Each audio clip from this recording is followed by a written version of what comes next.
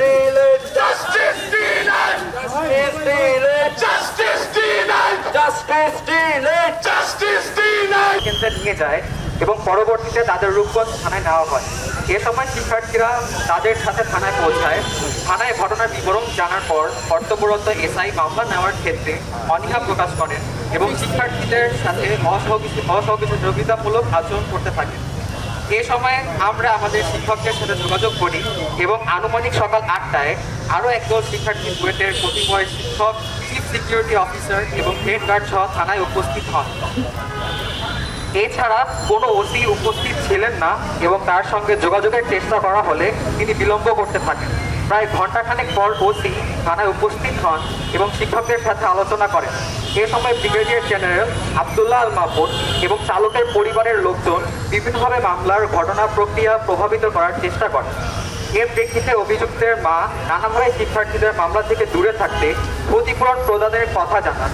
এক পর্যায়ে তার সন্তান মদ্যপ অবস্থায় বেপরোয়াভাবে গাড়ি চালাচ্ছিল শুনে তিনি বলেন যে তার সন্তান ড্রাঙ্ক হলেও ওরা অত রাতে ওখানে কি করছে।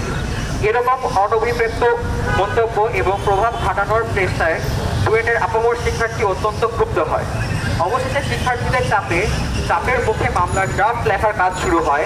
সড়ক আইন 2018 198 এবং 105 ধারায় ও মাদকদ্রব্য নিয়ন্ত্রণ আইনে মামলা প্রক্রিয়া শেষ হওয়ার পরে নিহত মাসুদের মরদেহ সোহরাওয়ার্দী মেডিকেল কলেজ হাসপাতালে পোস্টমর্টমের জন্য পাঠানো হয়। একই সময় কতিপয় শিক্ষার্থী সহ অভিযুক্তদের ডোপ টেস্টের জন্য নারায়ণগঞ্জ জেনারেল হাসপাতালে ভিক্টোরিয়া পাঠানো হয়। রূপগঞ্জ থানা পুলিশ গাড়ি চালক সহ গ্রেপ্তার এই তিনজনকে 5 দিনের রিমান্ড চেয়ে আদালতে বিচারক আগামী রোববার রিমান্ড শুনানির দিন ধার্য করে কাল সন্ধ্যায় তাদের কারাগারে পাঠানোর আদেশ দিয়েছে। আমরা আশা করছি রবিবার শুনানির মাধ্যমে বিচার প্রক্রিয়া সুষ্ঠুভাবে চলতে থাকবে। এসব ঘটনা থেকে এটি স্পষ্ট যে এটি কোনো দুর্ঘটনা নয়, বরং চালক নেশাগ্রস্ত অবস্থায় বেপরোয়াভাবে গাড়ি চালিয়ে আমাদের একজন সহপাঠীকে নির্মমভাবে হত্যা করে এবং দুজনকে গুরুতর আহত করে। আমরা এই হত্যাকাণ্ডের দৃষ্টান্তমূলক শাস্তি দাবি করছি। ইতিমধ্যে আমরা দেখতে পাচ্ছি যে অভিযুক্তদের আইনজীবী গণমাধ্যমে বিভিন্ন রকমের বিভ্রান্তিমূলক তথ্য দিয়ে ঘটনাকে ধামাচাপা দেওয়ার চেষ্টা করছে। একই সাথে কিছু সংবাদ মাধ্যমেও এই হত্যাকাণ্ডকে দুর্ঘটনা বলে অপপ্রচারের চেষ্টা চালানো হচ্ছে। আমরা এই অপপ্রচারের তীব্র নিন্দা জানাই এবং দ্রুততম সময়ে এই ঘটনার সুষ্ঠু বিচারের দাবি জানাই। পাশাপাশি আমরা পূর্বেও দেখেছি প্রভাবশালী পরিবারের সদস্যবৃন্দ কোনো অপরাধের সাথে যুক্ত থাকলেও, কোনো সিভিয়ার অফেন্সে যুক্ত থাকলেও পরবর্তীতে প্রভাব খাটিয়ে বিচার প্রক্রিয়া থেকে তাদের নিস্তার লাভের দৃষ্টান্ত। আমরা এই ঘটনায় এই ব্যাপারটির আশঙ্কা করছি। শুরু থেকে মামলা নেওয়ার ক্ষেত্রে টালবাহানা এবং হত্যাকারীর পরিবারে বিভ্রান্তিকর এবং মিথ্যা তথ্য নিউজ মিডিয়ায় প্রদান থেকে শুরু করে বিভিন্নভাবে বিচার প্রক্রিয়াকে ভিন্ন দিকে নিয়ে যাওয়ার প্রচেষ্টা আমাদেরকে শঙ্কিত করেছে।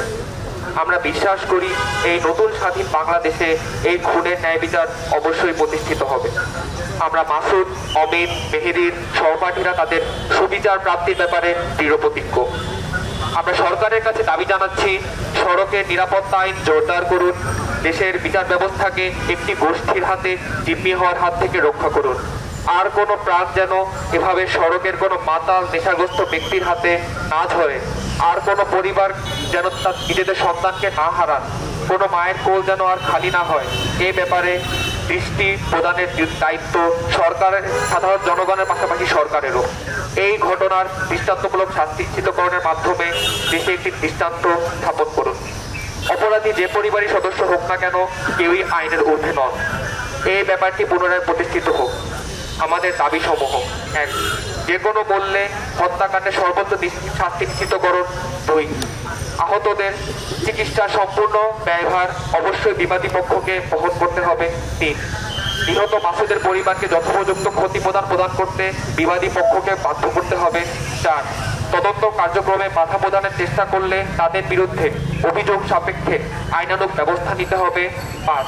সড়ক দুর্ঘটনার কারণে আর কোনো প্রাণ যেন না যায় এবং সড়কের নিরাপত্তা যেন নিশ্চিত হয়, সেই ব্যাপারে যথোপযুক্ত ভূমিকা রাখতে সরকারের কাছে দাবি জানাই। যেটা সত্যি সেটাই আর কি, যে আমরা হুমকি পাইনি আর কি। আমরা কোনো ধরনের হুমকি পাইনি, তবে ইমোশনাল ম্যানিপুলেশন করার চেষ্টা করা হয়েছে। সেটেলমেন্টের একটা সূক্ষ্ম একটা হচ্ছে আভাস ওনারা দিয়েছিলেন, তো আমরা সেটা রিজেক্ট করেছি।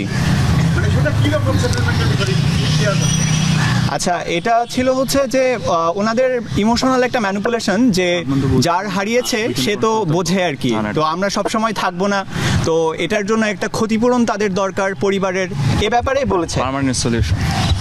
তো এটা বুঝতে পারছি আমরা যে আর্থিক কিছু ম্যানিপুলেশন করার চেষ্টা করেছে, যেটা আমরা রিজেক্ট করেছি।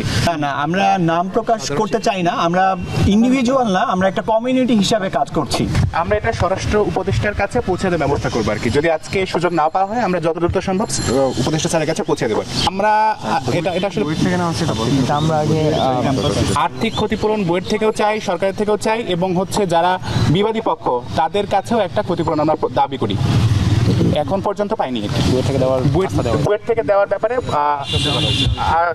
আশ্বাস দেওয়া হয়েছে আর কি। একজনের নাম হচ্ছে অমিত সাহা, সে এখন ডিএনসিতে আছে, তার একটা পাংচার বুন্ড আছে, কারণ ওর হচ্ছে কমপ্লেক্স যে ফ্র্যাকচার হয়েছে, একটা বোন সেটা ভেতরে বের হয়ে গেছে, যার কারণে একটা পাংচার বুন্ড হয়। এখন সেই পাংচার বুন্ড সারতে যতক্ষণ লাগে, যেমন হচ্ছে ন্যূনতম 1 সপ্তাহের মতো হচ্ছে সময় লাগবে, যদি ওই পাংচার বুন্ডটা সেরে যায় তখন তার হচ্ছে একটা অস্ত্রোপচার হতে পারে। তো তার জন্য আমরা ওয়েট করতেছি যাতে ইনফেকশনটা না হয়।